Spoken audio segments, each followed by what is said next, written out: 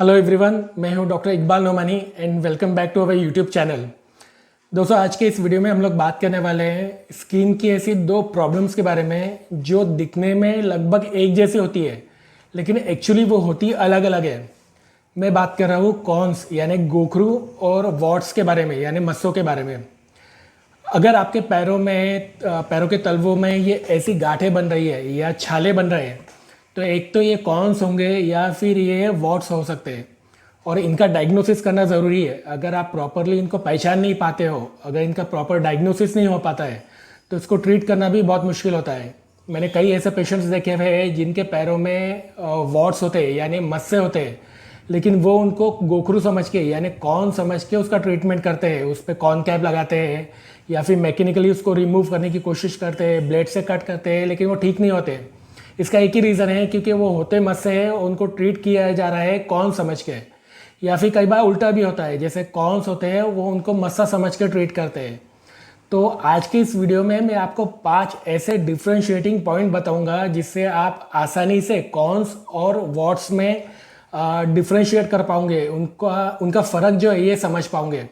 और ख़ास करके दोस्तों, चौथा और पांचवा जो पॉइंट है इसको मिस मत करना। ये इसके वजह से आप आसानी से डिफ्रेंशिएट कर पाओगे, फ़र्क कर पाओगे कि आपके पैरों में कौन से या मस्से है। ठीक है, वीडियो को आखिर तक देखिए। वीडियो से अगर आपको कुछ फ़ायदा होता है तो वीडियो को लाइक करना, और चैनल पे पहली बार आ रहे हो, वीडियो को पहली बार देख रहे हो, तो चैनल को सब्सक्राइब करके जाना। तो चलिए शुरू करते हैं और एक एक करके पांचों पॉइंट्स को समझते हैं।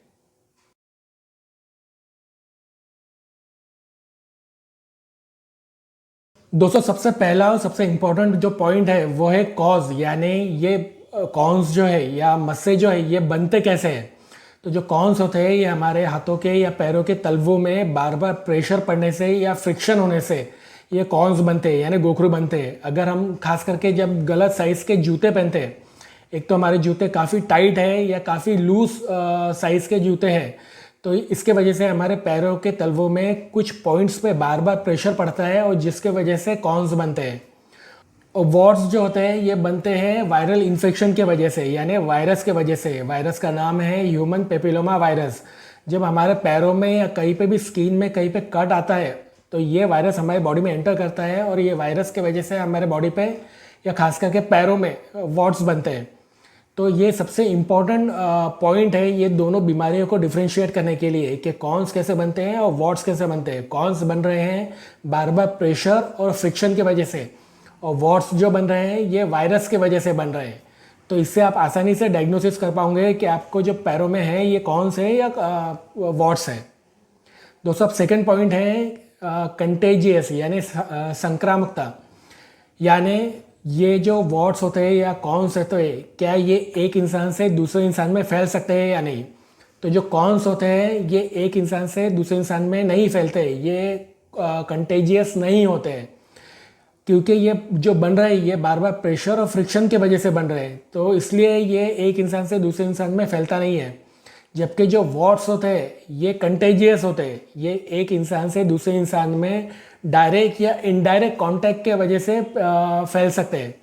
कहीं पे भी अगर किसी की बॉडी में कोई पार्ट में कट है, तो ये वायरस वहाँ से एंटर करके आपके बॉडी में वॉट्स को डेवलप कर सकते हैं। अब दोस्तों, इसका थर्ड पॉइंट है पेन, यानी इनमें दर्द किस तरीके का होता है। तो जो कॉन्स होते हैं, जो गोखरू होते हैं, इसमें डायरेक्ट प्रेशर पड़ने के बाद ही दर्द होता है। जैसे हम जूते पहनते हैं और चलने पे फिर उसमें दर्द होने लगता है।